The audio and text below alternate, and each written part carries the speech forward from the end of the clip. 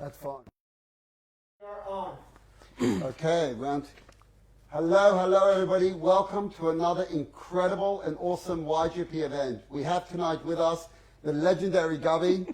And I want to tell you something, that Gabi has been one of the first partners of YGP. When we started back in 2013, we wanted to do a business mentor workshop, and I was thinking to myself, who could it be? And back then it was Svi Huda-Balvin and Akiva Zenta were working with you. And they did, it was a while ago. That's right. One of your star employees, and they said, we'll get Gabi Levitch, and that was our first one, and it was an incredible Paul Greenberg, if you remember. That's right, Paul Greenberg. We had a lot of fun, but Gabi's no stranger. About a year ago, we hosted Gabi again in Catch, right after you had just sold Catch. We did an incredible workshop. It was about 200 people there live. You remember those events where we used to be live? Yeah. Yeah, please go, we'll be back soon. And then we had a gala dinner with Gabi. So Gabi's been a dear friend of YGP and Dominion for a long time. And Gabi, it's great to have you back. I want to tell you something. You so kindly, you dropped me off a book, and I'm humbled, and thank you. And I want to say to everybody, if you have not bought this book, Gabi has not asked me to say this. If you have not bought this book, you're clearly not a successful person, because... You don't want to be a successful person. You don't want to be successful, because you want to get this book. I'm telling you, I started reading it Motzei Shabbat after Shabbat. I laid in bed till 3 a.m. I could not put it down. I finally fell asleep. And the next night, I finished it. It was an easy read, full of information, full of fun, great story. Tonight, we're going to get the story behind the story. So, my dear friends, I'm here with my partners in crime, Zalman and Yehuda. And we're going to introduce you to, we've got Zami Glasner behind the cameras, and later on we'll have Brian and Ellie. But for now, welcome, sit back, relax. I'm going to pass it on to Zalman, all yours. Don't you want to give an intro? Who is Gabi Levitch, just quickly? Gabi Levitch, if you don't know, shame on you again. Okay? Gabi Levitch is now an author, right? But he's not just an author. He's number one, he's an entrepreneur. He built Catch, he built Scoopon, he built so many luxury, he built so many brands, but that's not who he is. He is a mensch, he's a friend, he's a good man, and he's just a beautiful father, husband, caring guy, lives in Melbourne. That's really who he is. That's what I want to say who Gabi is. So, Zalman, take it away. For all those who haven't finished reading the book, Gabi and his brother moved to Australia when Gabi was 16 years old. He was selling stuff in the markets, from T-shirts through to eventually electronics. At the age of 33, he started flocking things on eBay out of a garage, and then grew to what is now Australia's biggest e-commerce business, which then sold to Wesfarmers for a reported $230 million. So he's that, and one of the most successful online retailers in Australia that certainly created online retailing here. So it's a pretty big privilege to be talking to you. We'll start the first question, if I may. That was a very big introduction. Yeah. I was wondering when I'm going to start talking here. Okay. First question, you ready for it? At the back of your book, you're lucky enough to get Christian Holgate, the group CEO of Australia Post, to write a really nice comment. What type of watch did you buy here to write that comment? I was waiting for that. No, I wasn't. I was waiting for some silly questions for Mr. Zalman. But Christine is a lovely lady. I'm really pissed off that what happened to her. I actually sent her an email a couple of days ago. She replied to me 5 minutes later. It's very disappointing. I don't want to get into too much politics after spending my whole night last night talking to David Southwick. That was enough politics for 1 week. But she's a lovely lady, and good luck to them finding her predecessor after what happened to Ahmed Fahour prior to her, and now Christine. Let's move on to something non-political. Okay, next question. So, Gabi, you're a successful person. You've written so in the book. You're the #1 bestseller author now in Australia. Yeah. Okay, you were the #1 customer of Australia Post. You were the #1 salesperson of Australia. Your company was the biggest website. How do you define success? What is your definition of success? I spent an hour on Sunday with one of Australia's billionaires. I'm not going to mention the name. What was his name? No, we're not going to mention What's it. His number, more importantly? Because everyone knows him, and there's only a few of them. And we actually talked about exactly that. And he probably gave me the best definition that I've ever heard, and he received it from his father. And the way that he defined success was the ability to have a choice. And right now, I have the ability to have a choice. I wake up in the morning and I choose between Goodies Coffee or between Einstein, and I decide what I do for the rest of the day, and I decide whether I want to spend my day with my kids or whether I want to spend my day publicizing this book. And as they say, this is something that you can buy with money, and it's something that a lot of people don't have. I'm sure you're very familiar with the old joke of the fisherman sitting at the pier with a single fishing rod, and someone comes to them and say, "Why don't you have a whole boat with 20 fishermen and so on, and then you'll become really rich, and then what? Then you'll have time to relax." And that's exactly what I'm doing right now. Saying all that, I really miss the whole hype of running a large business. I miss working in a large group of 400 employees. It's been quite hard watching e-commerce from the sideline during the whole Corona period. I've been referring to myself as I feel like a retired soccer player watching the best game from the sidelines. And the last 6 months has been absolutely amazing for anyone in my area of expertise, which is e-commerce. And I think as entrepreneurs, we want to wake up in the morning and build something. And it's something that I'm actually looking forward to be able to build things again. Yeah. When you came to Australia at the age of 16 and working in the market, did you ever think you'd get to this success, or did you ever dream of it? And also, did you manage to hold on to your friends on your way up? I'll answer the second part, and it's absolutely yes. No question about that. One of the best compliments that I ever get from anyone that has known me for 2 or 3 decades is basically, "Gabi, I've known you for that long, and I've seen the success, enter your life, and you've changed. You've stayed exactly the same person. You've known me for a decade, Moshe, and so many people here have known me since the age of 16, and that is so true."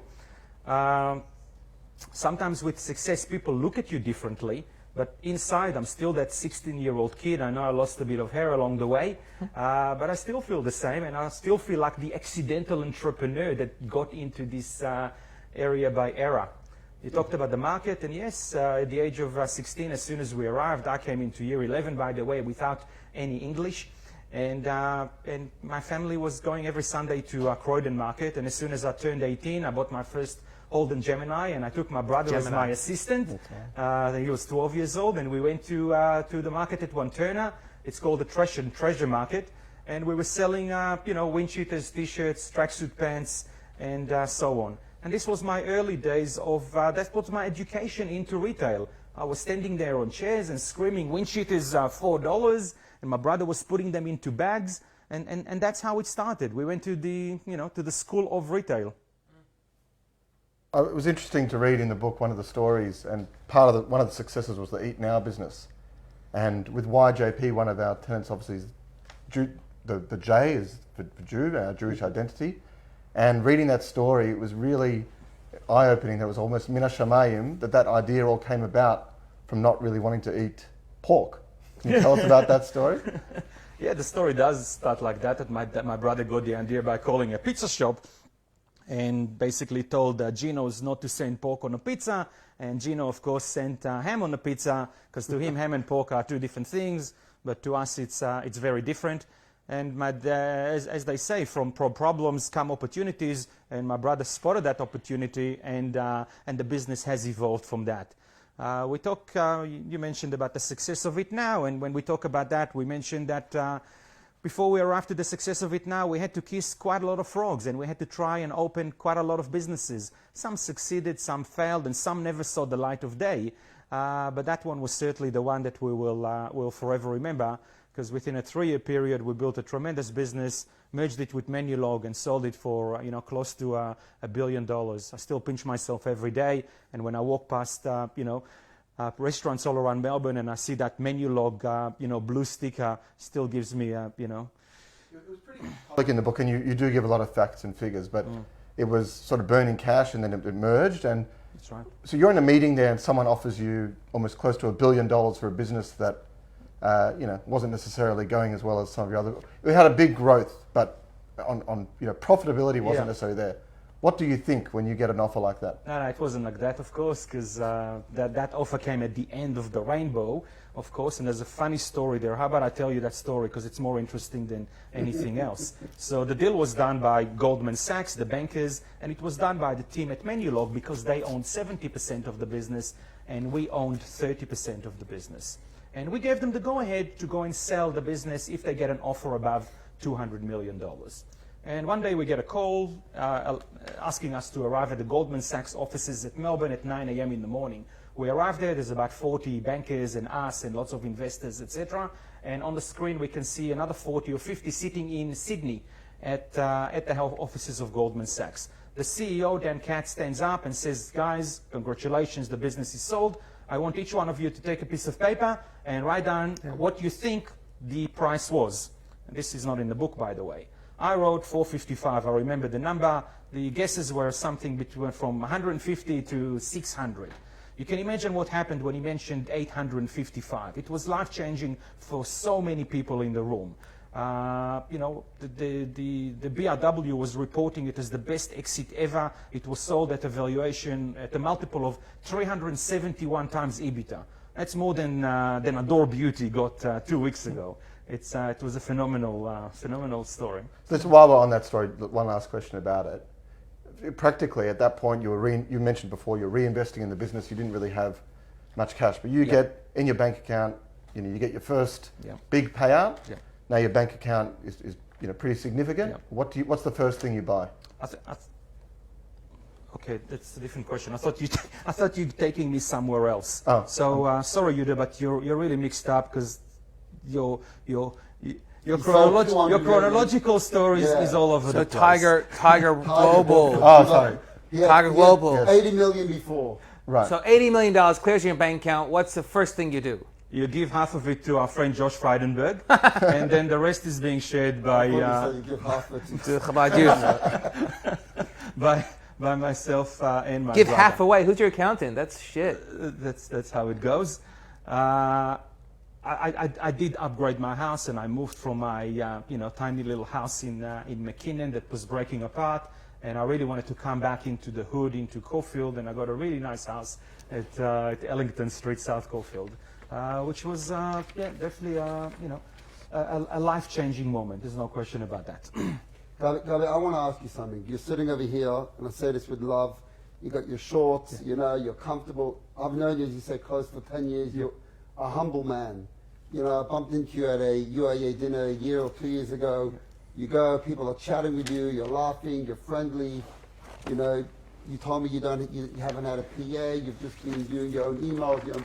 How do you stay so humble when you're clearly, unbashfully, and yet with dignity, a successful person, entrepreneur? Clearly, how do you balance those two things? It's an extraordinary gift. I find it hard to answer because I only know one Gabi, and this is the only Gabi that exists. There is no other one. And again, I take it as a great compliment. But I'll go back to my description before, accidental entrepreneur. I'm still that unusual guy with the accent, but it's mixed with I'm guessing a lot of chutzpah and a lot of hard work and so on. But I don't feel that I'm better than anyone in the street. Sure, I've achieved in some area of expertise, but in other areas I'm a complete nothing, no one, and useless. We're all on this earth for a short period. Moshe, you're a religious guy, and I'm, and I certainly believe in that, and I'm super Zionistic as well, and we're here to share and give, and imena nili mili. Amazing. Mm-hmm. So in your book, you talk a lot about culture. When driving and creating culture, what's the number one priority as the leader in the business? Surround yourself with smart people. Again, going back to what I just mentioned, myself and my brother never wanted to be the smartest person in the room. The role of the CEO and the founder is to be able to come up with a strategy and be the glue that connects everyone.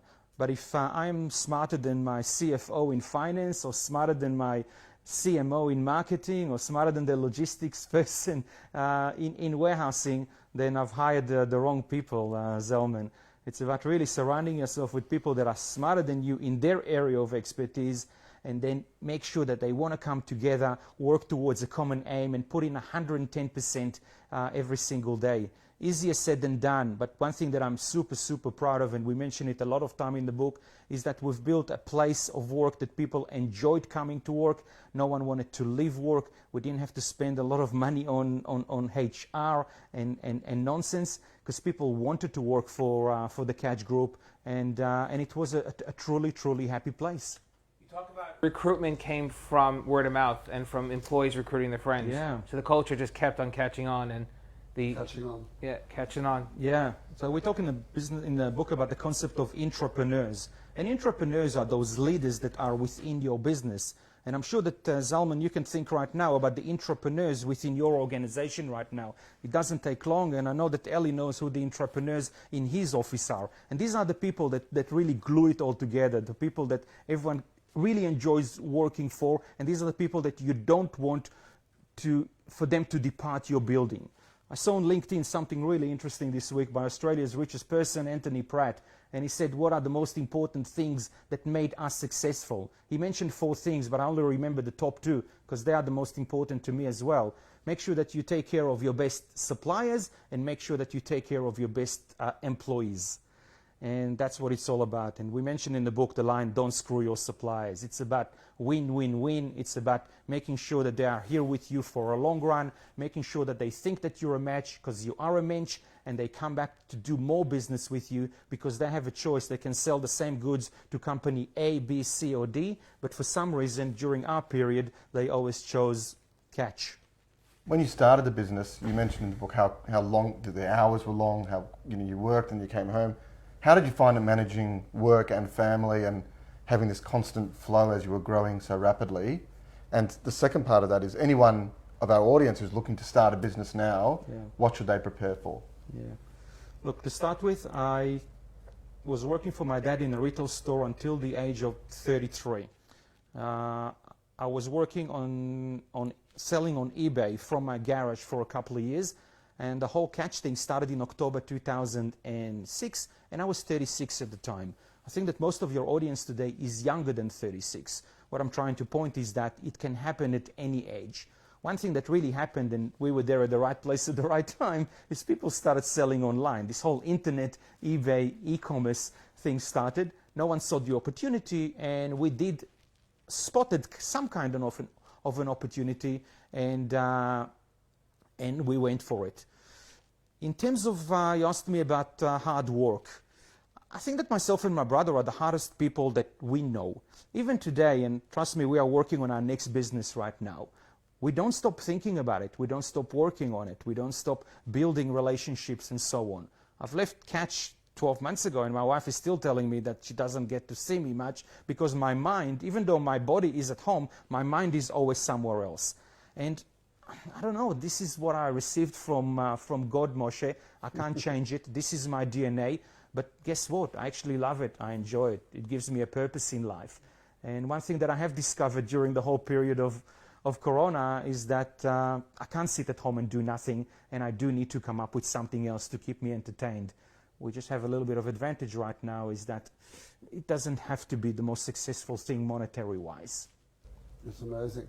I want to ask you, obviously you're talking about a YJP, Young Jewish Professionals. One of our goals is to really help young entrepreneurs succeed. I want every young guy out there who wants to be successful, smash it, But one thing which you wrote in your book which really, really inspired me, and it's counterintuitive, is you wrote about, a lot of people think if I've got this awesome idea, I want to, keep it a secret, keep it to yourself, go to investors privately. Yeah. And you wrote, share it, share it, share it. That's right. With Torah, we say share it. But with business ideas, explain that to the crowd. Why is it not counterintuitive? Ideas are out there floating all over the place. I don't believe that there's original ideas anymore, especially in the digital space. If Zalman is thinking about something right now, I promise you there's already 50 people around the world trying to execute more or less the same thing in a garage. It could be in Tel Aviv, Pakistan, or Sydney. My next business will not be original. It'll be a combination of a bunch of things that we saw in various places. What is it, by the way? I'm not saying what it is. Is that what it's called? I'm not saying what it is. Yeah, in about a week we'll probably announce it. YJP will get an early announcement. I forgot what I was saying, Moshe. Sharing ideas. Sharing ideas. Someone in Pakistan and Tel Aviv. Absolutely, but the winner of the game will be the one that will execute better than anyone else. But what does execution actually mean? It's making those 1,000 decisions that need to be made every single day at tweaking that business. It's a lot of 2% here and 3% there. It's about hiring people. It's about timing. There's so many reasons. When we launched Scoopon in 2010, we copied an American concept called Groupon. Everyone saw Groupon popping around the world. We looked at it and said, wow, this is the same as Catch. Instead of selling products, they're actually selling services and travel. Guys, within 3 months, there were 80 Groupon clones within Australia. 80 of them. Scoopon was only one of them. Today, there's only 2 players left. Groupon and Scoopon and Kudo, which is owned by us, that merged together in 2017. Where are the other 77? They didn't execute well enough. So it's not about the idea. There's so much more to it. What is it? I don't know. Start by reading the book. Mazal. But let me ask you something. So why, it's amazing that you say there was 70 or 80 other players? 80, yeah. 80 other players, Yeah. right? So why did you succeed?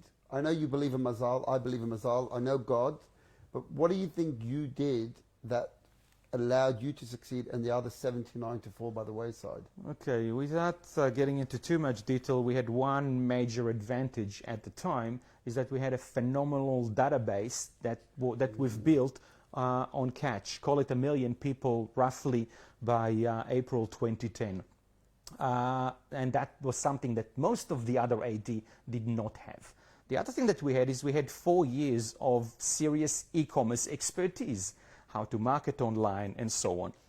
And we also had a great reputation that we've built in those 4 years, building the brand Catch of the Day. So it's a lot easier for our BDM, Business Development Manager, to walk into a restaurant and say, hi, I am from Catch of the Day, but today I'd like to offer you this new amazing service that your business needs.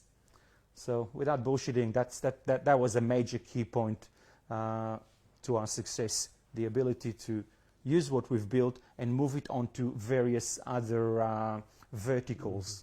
You mentioned Chezi earlier, your brother, obviously your partner. He's also your co-author, but he doesn't like the publicity. We don't see him around. Yep. Can you tell us a bit about how important he was for you and the importance to the business? Is he watching this now? No, he's not watching it. He will never watch it. Chances are I will not watch it either because I'm sick of hearing my voice. Chapter 3 starts with about 4 pages that discusses, myself and Chezi. And in the first sentence, we talk about Vijay, our first employee that departed the business after 10 years.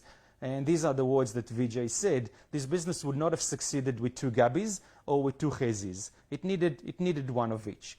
And yes, I'm more the face of the business and I enjoy public speaking and I enjoy screaming. And yes, it is very important when you try and build a business, build a book, or shine shine the torch on your business.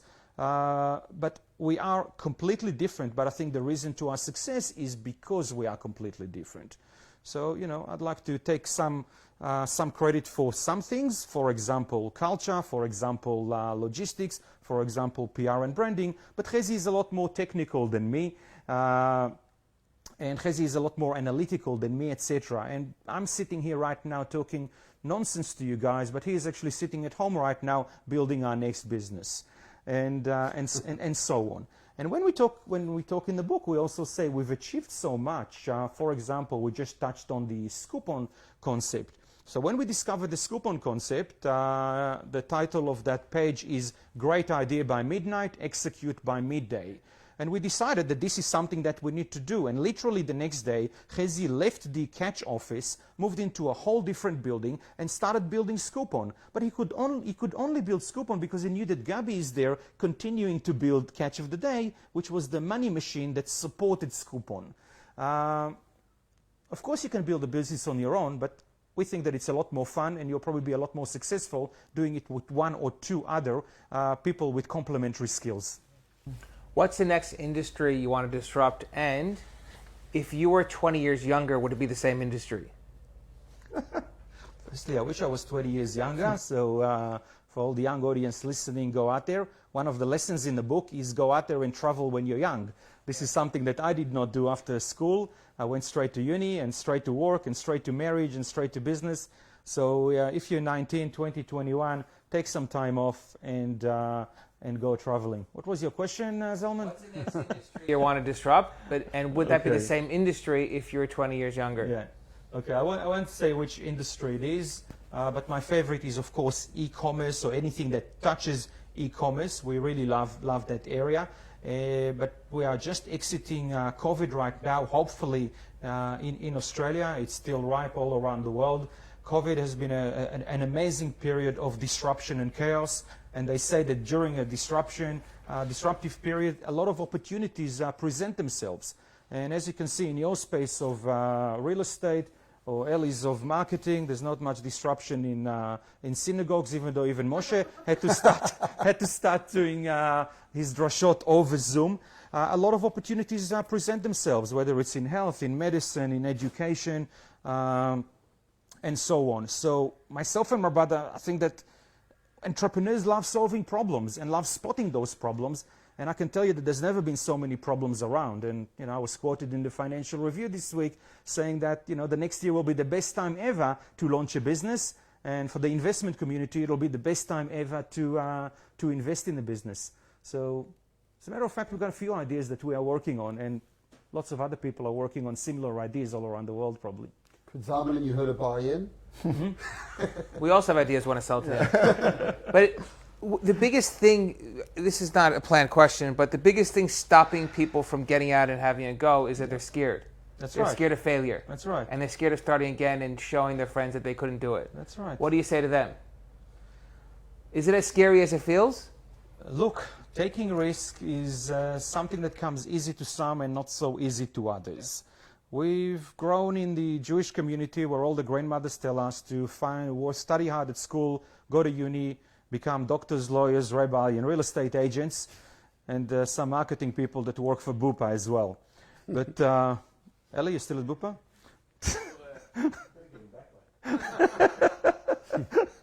Get you back. I know you will. Look, taking risk is a trait that comes easier with repetition. If there's something that myself and my brother are actually very similar on, is the taking risk gene. Both of us have it in a very, very developed form. Another thing that I don't worry about much is about spilled milk. And we've made a lot of mistakes, and we openly discuss them in the book. And you need to make some mistakes, but I think that's what makes Israelis really special, and the startup nation, that in Israel making mistakes and trying hard is something that is seen favorably. But in Australia, having the whole tall poppy syndrome, quite common around here, it's viewed at differently. But anyway, I think that I've got the Israeli hummus and chutzpah in me more than the Australian, and luckily it won on the risk element at least. Do you think that can be taught? I mean, we touched on schools. Do you think our schooling in the Jewish school landscape is teaching enough risk-taking, entrepreneurialism? No, it doesn't. No, it doesn't. I've got 3 daughters. My daughter's going into year 12 next week, and she's going to be a successful lawyer. She already knows that. That's what she wants to be, and I encourage that. I don't think any of my kids will be entrepreneurs, and it is what it is. But it's nice to see. I spoke to a bunch of Year 9 Bialik last year about an entrepreneurial course that's being developed there, and I was approached this week to speak to Carmel kids at Perth. Same things, and I'm sending them all a book, the whole Year 9 year. So it's nice to see that some schools are a little bit more advanced on the entrepreneurial journey, but we're still not there yet.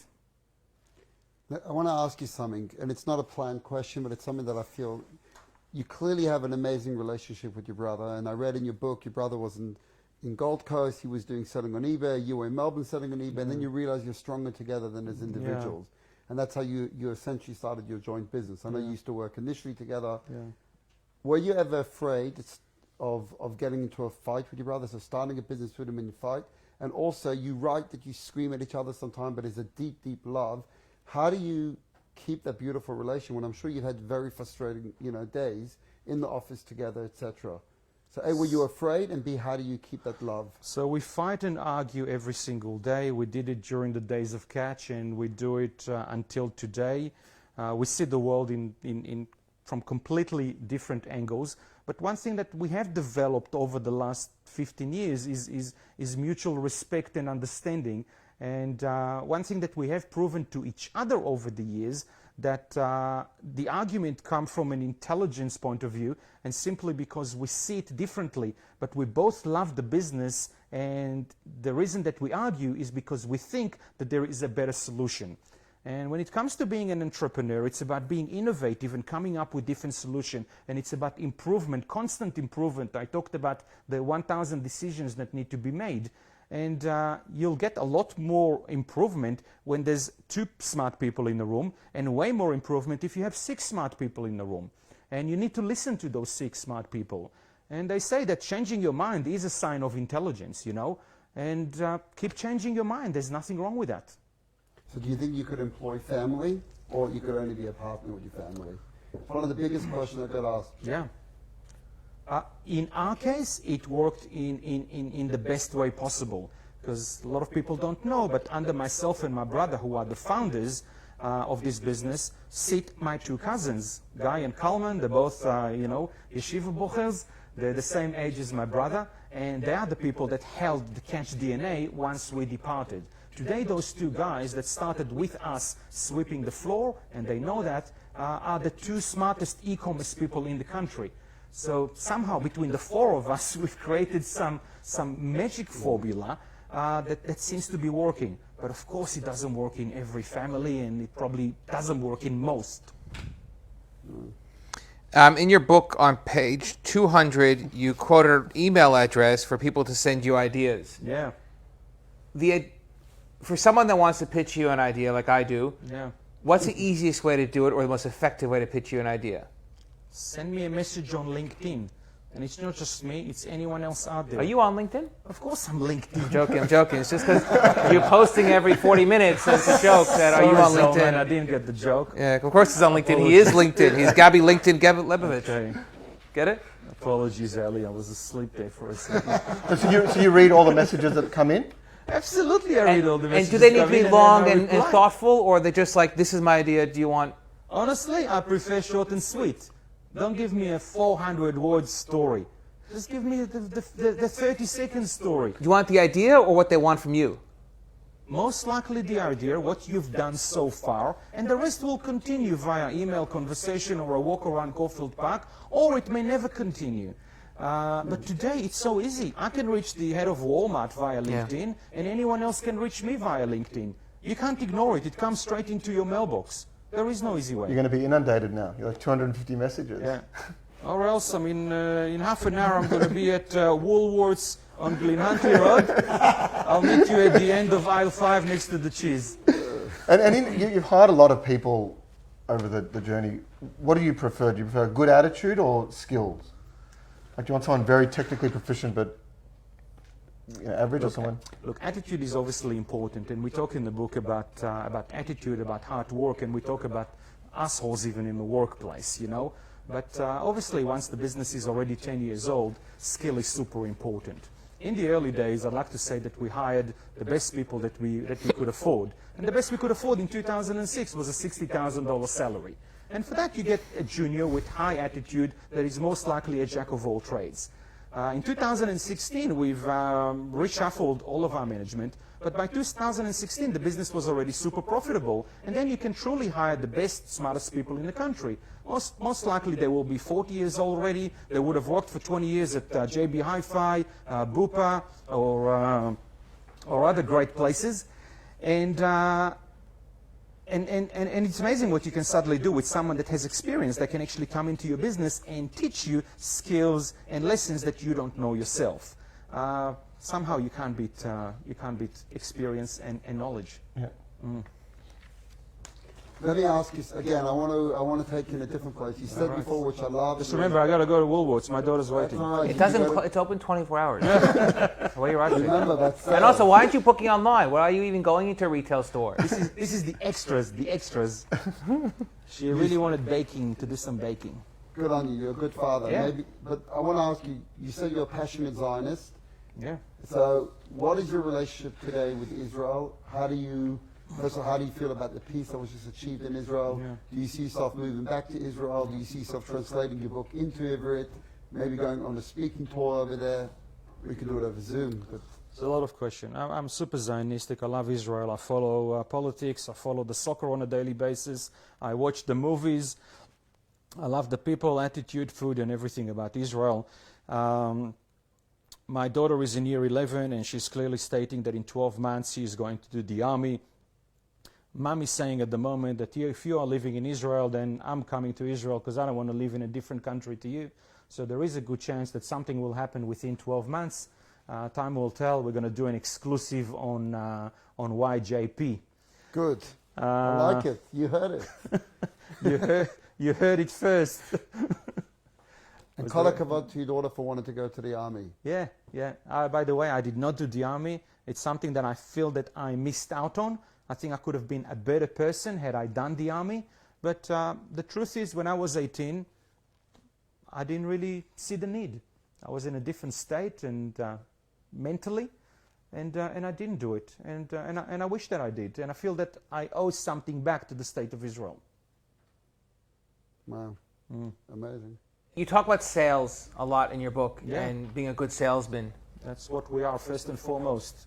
What's the number one important trait to have in sales? And what stuck out to me is when your brother was in the shopping mall trying to sell chiropractor services, and he got 50 no's before he got a yes. And that no's, getting used to the no's, has helped him through all his other sales pitches in the future. Yeah.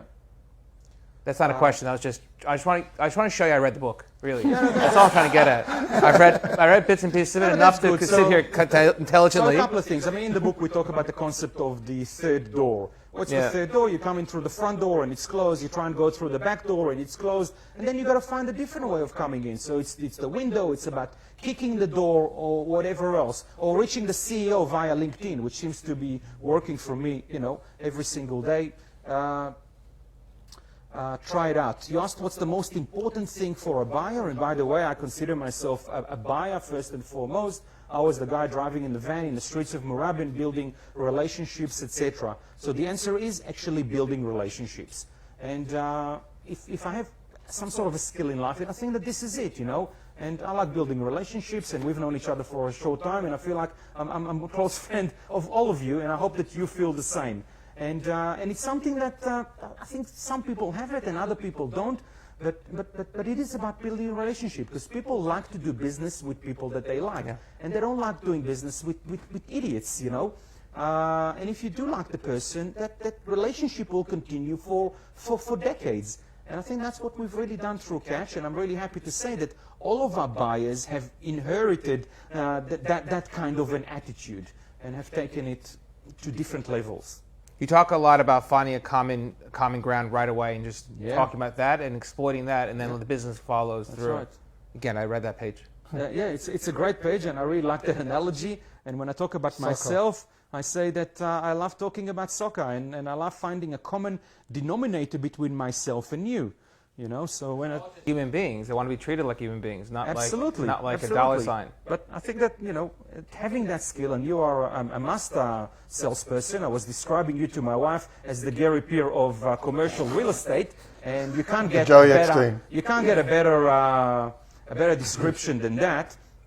And it is about building relationships. Gary Peer. So do you have any offices you want him to lease for you? What's your relationship now with the business? You obviously sold it, you're out of it, but it's something you put your heart and soul into to build. Yeah. How hard was that to say goodbye? It was very, very hard to say goodbye. I will never forget the morning that I knew that it's my last day at work. I was sitting in my driveway. You saw the way my house is built, and I was about to reverse, and I seriously, I started crying alone in the car, And it's been 13 months ago, and it's still emotional. And when I drive to Chadstone and I see the Catch billboard, it touches my heart. And I hear the commercial on TV, and I see parcels at Australia Post. It's always going to be my baby, you know. It's like it feels like, you know, a child that goes to the army. And that child reached bar mitzvah, and at the age of 13, we sadly/happily said goodbye to it. But I'm always going to be known as the founder of Catch, and it's something that I'll be very proud of. I saw you last year in Catch, and the way you walked around there, Yeah. even though it was your home, it Yeah. was your, you know, the love. Yeah, and I really miss that bit. I miss going to work and seeing those people, going for hummus with my employees, going for a walk around the park, just mucking around the office, and you know, we've really enjoyed the whole journey. We really enjoyed being David in the worlds of Goliath. But I think once we reached the stage of being a Goliath, there was time for someone else to take that business to different heights. And I'm sure that there's no one better than Wesfarmers to do that. When Corona hit, the day hit in March, whatever, Yeah. what was your feeling? And then post that, when you realized what was happening to e-commerce, like, how do you describe that? Because you went from some pretty big highs. Yeah. So when we sold the business in August 2019, 500 people reached out to me. Congratulations, well done, excellent price. You know, enjoy retirement, kind of. And I got a lot of phone calls in March 2019 on that day that Afterpay dropped to $8. That everyone 2020, remembers, yeah. and we all thought that is the end of the world. It really is the end of the world. And people reached out to me and said, Gabi, you are so lucky, you are so smart, you sold on time, etc., etc. We all know what happened next. Within 4 or 5 weeks, we were fighting for toilet paper in the aisles of Woolworths and Coles, and e-commerce became a staple of life. I'm honest to say that today this business is worth nothing less than 10 times more than we sold it. It is what it is. We got our timing wrong only once, but it was you know, quite a massive payday. But again, as I said, we can't cry about spilt milk. We were very happy at the time of exit. Corona truly hits us once every 100 years. I can't blame my brother, he can't blame me, we cannot blame the bankers or anyone else. It just so happened, and suddenly e-commerce has transformed 10 years forward in a period of 10 weeks. And there's a lot of people that have gained from that, from Corona, and there's a lot of people that have suffered, sadly. And Did Wesfarmers guys call you and say, hey, Gabi, sorry? Did anyone call you and say, oh my gosh? no, they did not. I think they're, yeah, it's easier not to say anything. Yeah, fair enough. Yeah. You dealt, I have one more question if I can jump in. Sure. Throughout your book, you dealt with bankers, lawyers, accountants, and a lot of service professionals, service providers. Yeah. How could someone in those roles stick out and become that loyal, trusted advisor? Like, where is that breaking point?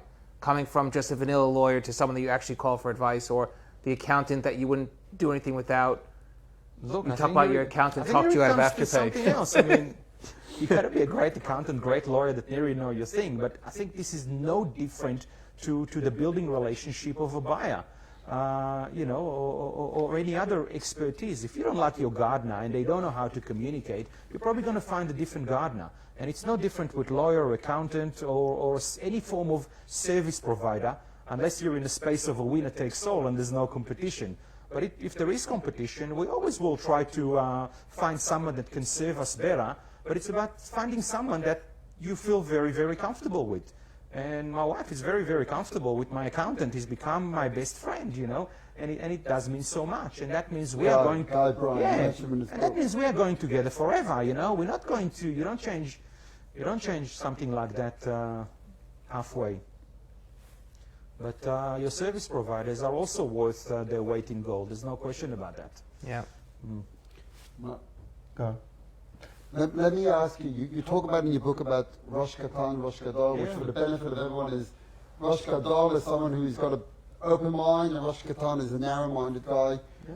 You know, in Yiddish we say, a cop can minish aufstellen. You can't put you can't place a head on someone. That's right. So do you think that someone who is a bit more, you know, boxed in, do you think they could learn to become an open-minded, or it's just mazal, either you've got it or you don't. Yeah.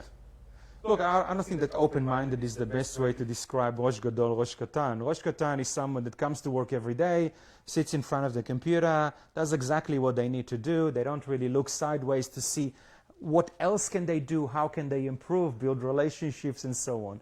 And Rosh Gadol is something that, fortunately, is very, very common in Israel. Everyone thinks that they're, they can become the next leader of any kind of industry. But it's a great attitude to bring into a business or a workplace. And it's about thinking, what else can I do? How can I improve? I'm not accepting the status quo. I think there's a better way of doing it, Why should I be scratching my ear like that, But you think you could learn that skill, or you've just got it? No, I don't think you can learn it. That's attitude. When you walk around the park, you see people walking really slow, and some people walk really fast. And those that walk slow will probably have walked really slow when they were 20, and they're still walking slow when they're 60. They're not in any rush. Their life is relaxed. They switch off at 5 p.m., and they're not going to think about it until Monday morning. And that kind of attitude will not lead to success in the startup space. Well, one last question, and that is, I know in your book you've written many pieces of advice in starting a business, but if someone was to come to you and members of our YJP community and said, what's the one piece of advice you can give to us to help us in our, have a successful career, what would it be? Wow, I think I've touched on so many of them today. So I'll have to go to my favorite, and it's surround yourself with really smart people. So thanks to Zalman, we talked about smart people when it comes to investment as well. But when I'm talking about it, I'm really talking about the people that you go to war with, And these are the people that sit next to you in your office every single day. And hopefully you enjoy working with them. And you should drive each other to success. If I have to pick one, this is the one. It's all about the people. One more last question. You talk a lot about being an entrepreneur. That's the second last question. Yeah, this is really... How many last questions do you have we're here? saving for Ellie. Don't worry about that. But one more question. You talk a lot about it being an entrepreneur. What's the difference between an entrepreneur and a business owner? Is there a difference? Good question. It's a good question, and Because a lot of people call themselves entrepreneurs. I know. And look, I don't know what exactly where does entrepreneur start and where does a business owner ends. But is someone running a small business on Glen Huntley Road an entrepreneur? I don't think so. They probably have a Rosh Katan. They're very happy. They'll go to work every day and try to increase it in whatever way they can. But Was your father entrepreneur? yeah, absolutely. But that was I'm So how do you define the difference? Okay, excellent. You know Because what? he was more of a you took me- salesman? Okay, so I think it's about thinking outside the box. It's about thinking outside the box and asking yourself every single day, what's next? Where can I take it? I'm not expecting what I was given. I want more than that. How do I get there? Maybe that's one way of looking at it. Thank you, Moshe. But he's a real entrepreneur. He is. I No, but love Moshe. it's an interesting concept. I like it. Yeah. I want to ask you, because something which you said a lot during the book, like the big guys didn't want to sell to online. Forget even about that. They didn't. You went around begging people to sell you stuff. They didn't want to deal. And I'm going to use this word. I don't think you use it in your book, but the little guy, or like, we don't want to ruin our relationship. Sure. What advice do you have now out there? I mean, there's a lot of people who have proven the point. Do you feel that you approach different people with a little guy, and is advice you could give to the world out there, to the West Farmers, to the Giants? How there is going to be little guys that are going to succeed, or what do you tell the little guy? Don't give up. I want you to tell them. Look in the camera and say, keep knocking on that third door. It's a very hard one, Ellie, so I'll look into the camera. So in the early days, when we were driving down the streets, knocking on doors, the number one comment that we received from suppliers was, sorry, we're not going to sell any goods to you because you don't have a bricks and mortar store. I mean, how funny is that? As we are exiting Corona in 2020, the only ones that were able to sell goods were companies with bricks and mortar store. In the early days, you just need to accept those no's and try and turn them into yeses. And a lot of people have been saying no to us for 1 year, 2 years, 3 years, and sometimes 10 years. By the way, Apple started selling to Catch, I think 2 months ago. That was like a major celebration. The business is already $1 billion turnover. It's been running around for 14 years, selling, owned by Wesfarmers, and Apple only said yes for the first time a couple of months ago. So you need to celebrate those wins. In the early days, it was trying to get stock from whoever you can. And, I went last week and I thanked one of my first supplier, Mr. Eli Marcus from the community that runs Lennox Electronics. He was supporting me from day one. So I tried to find every day the next Eli. And from then... That's true. There's only one Eli Marcus. Now there's a Chaim Marcus as well. Hi, Chaim. Nice to see you. You'll love that. Yeah, congratulations on your sister's engagement. All right, thank you guys. We've got some magic for you, okay? We've got this guy called Eli, who is now a proud Dominion member, proud YGP member. He is the greatest comedian in Melbourne. They met at a gala dinner, at the mini gala dinner. Eli's going to do a rapid fire with Gabi. Rapid fire? Yes. Welcome, Eli. Thank you. I thought you told me before Eli's doing rap. I thought Eli's going to be rapping about me. No, Shit, now the pressure is on me. There's no pressure. You're not sweating at all. I mean, you've done a few podcasts, but these guys went pretty easy on you, yeah? Oh, God, Eli. I'm worried. Okay, I think I have to go to work. Sit down. Well, look, I know a bit about you, but, to be completely honest, I haven't read your book. I'm not even, unlike Zalman, going to pretend like I read your book. You're reading it by next week, Eli, and I'll be testing you on it. All the times you referenced your book, it was from the same one page. Okay, so look, I haven't read your book, but, to be honest, I make it a point never to read books about successful people. It just makes me feel bad about myself. I prefer to read books about losers. Biographies about failed athletes, deadbeat gamblers, drug addicts, Hillary Clinton. Just so I can feel like, things haven't been so bad for me. So, I apologize if some of the things we talk about are covered in the book, which, to reiterate, I have not read and will not read. But we'll go on. And look, Moishi, he said, everything's in play with you, but not to talk about the three sort of taboo topics of politics, money, and religion. So the three topics we'll be covering today are politics, money, and religion. So why don't we start with money? Start with politics. No, we'll get to politics. Start with politics. Start with politics. The elections is coming up. All right. So who would you vote for, Trump or Kanye? Absolutely.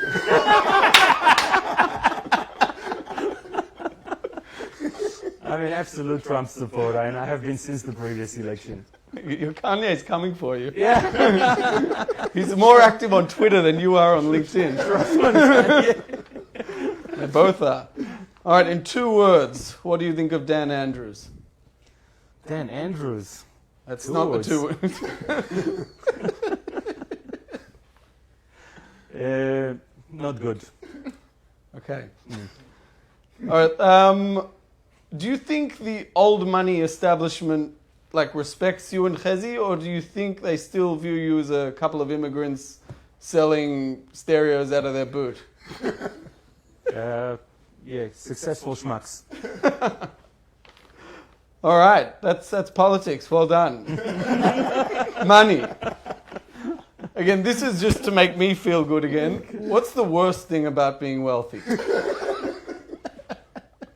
The worst things is the way people view you. Okay. Yeah.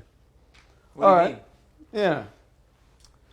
People will have a different perception on you just because you fit into a certain box. I'm very proud to say that I'm not in that box, but they think that I'm in that box. And that takes me into an area that I don't think that I should be, right? Okay. Because I still see myself as that loser from 14 years ago. So you talked before, you grew up, you built everything from scratch, you hustled, you grinded, you were up at 4 a.m., collecting stock. Does it piss you off how easy your kids have it? You said one of your daughters is going to be a lawyer, but the other two could just end up like the Kardashians. And they are heading in that direction. And you are absolutely right, Ellie. I grew up in a different place altogether, without mobile phones and without the luxuries of life. But yes, when your 7-year-old daughter tells you, Dad, why aren't we flying business class to Sydney? You do think about what's important in life. But comes with the territory, Ellie. It's a tough one. It's a tough one. Yeah. So you mentioned Corona before, and the toilet paper. Yeah. Where do the rich people get their toilet paper? Because when I'm cruising around, Carlisle Street, Glen Huntly Road, supermarket to supermarket, I never see David Smorgon or John Gandel scrambling for toilet paper, punching people out. It's just schleppers like, me and Yehuda. Where did you get yours? I think I'm getting the same toilet paper that you are, Ellie, and you'll find I didn't see you there. That's because you don't go to Coles on Glen Huntly Road or Woolworths down Glen Huntly. You'll find me there 3 times a week doing the family shopping. I'll give a plug to a friend of mine that sells toilet paper. It's a company called Who Gives a Crap. Very easy to remember. Quality toilet paper for rich people. Each roll is specially wrapped up in colorful paper, but still made in China. Good to know.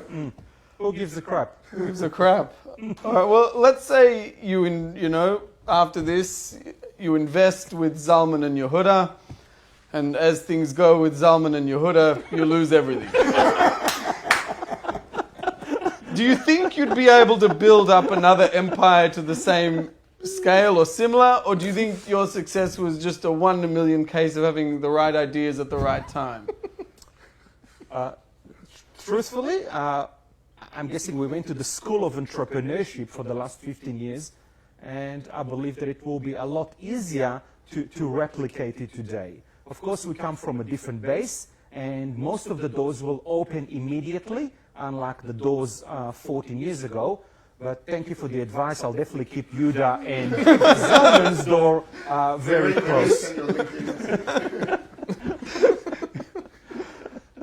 All right, so we'll move to religion now. So you've done business with Jews, Indians, hopefully not Zalman and Yehuda, Chinese people, Russians, Americans, Australians, every nationality and race you can think of. Yeah. Who are the easiest and who are the hardest to do business with? Look, I'm the most politically incorrect person you'll ever meet. Good. But since we are being recorded right now, I'm going to respectfully not answer this question. Okay. But I'll of course answer it once we turn off the cameras. Because I have a lot to say about a lot of people. All right. After landing some of your biggest deals, did you ever feel the urge to go to shul, or were you too scared that Moshe would ask you for money?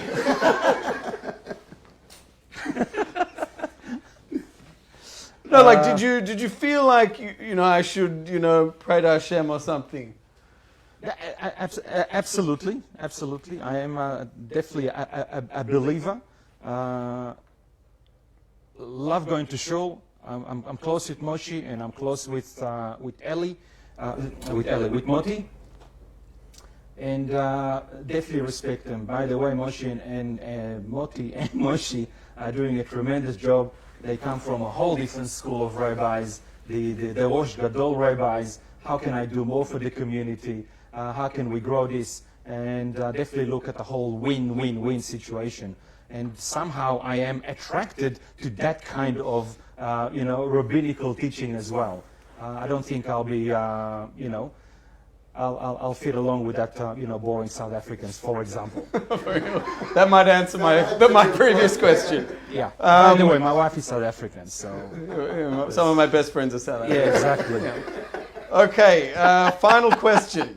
So, Gabi Leibovich, Ruslan Kogan, Anthony Pratt, 3 successful, hard-working, good-looking Jewish businessmen.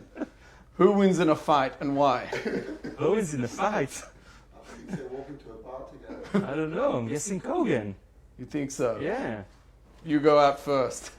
Definitely I'm going out first, but let's leave it. I don't want to insult any of my friends today, Keep it. All right, you can insult Zalman. You can fight Zalman after this anyway. All right, well, that's it from me. Still no sweat, but Okay. you've done well. Thank really you. enjoy this. Well, Brian, you took your gig. Are we done? Can I go to the supermarket already? Brian, thank you. say thank you. Thank you, everyone, for joining us tonight. And just put my microphone on. Thank you to our hosts and most importantly, Gabby, for joining us this evening for the second or even multiple, probably fourth time now at YJP. We're very excited to have 2 last-minute events coming up this week. So Thursday night, we've got a challah bake, and it's also going to be how to set up a complete Shabbat dinner bake in 45 minutes live on Zoom, keeping it virtual.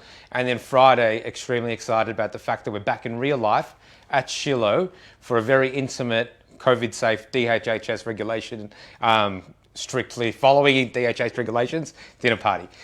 We've got limited seats. Some have already started being sold. The event's live on Facebook right now. Went live while this event was on. And it's been linked in our email mail out, which went out earlier today. So if you got the mail out, click the link. If you're on our Facebook, visit the event page. And then don't miss out next Tuesday when we're back with Jack Gantz, following up from this event. Jack Gantz is retail royalty. Jack Gantz is the founder of Chemist Warehouse, and aside from the fact that he runs Chemist Warehouse, is actually quite a property tycoon, given there's an interesting story behind how he started that business, grew the business similar to Gabby, but the bricks and mortar version. So going from online to bricks and mortar next week, it's something you're not going to want to miss. And a little hint that the following Tuesday, we've got another exciting event with Alice Zaslavsky, aka also known as Alice in Frames, who's recently released a book as well, just coincidentally. So we've got bricks and mortar, we've got online to bricks and mortar, books, food, dining, heaps coming up at YJP. Keep an eye out and keep tuning into our social media to keep up to date with what's coming up. Well done. Thank you. We're good? That's excellent. Well done.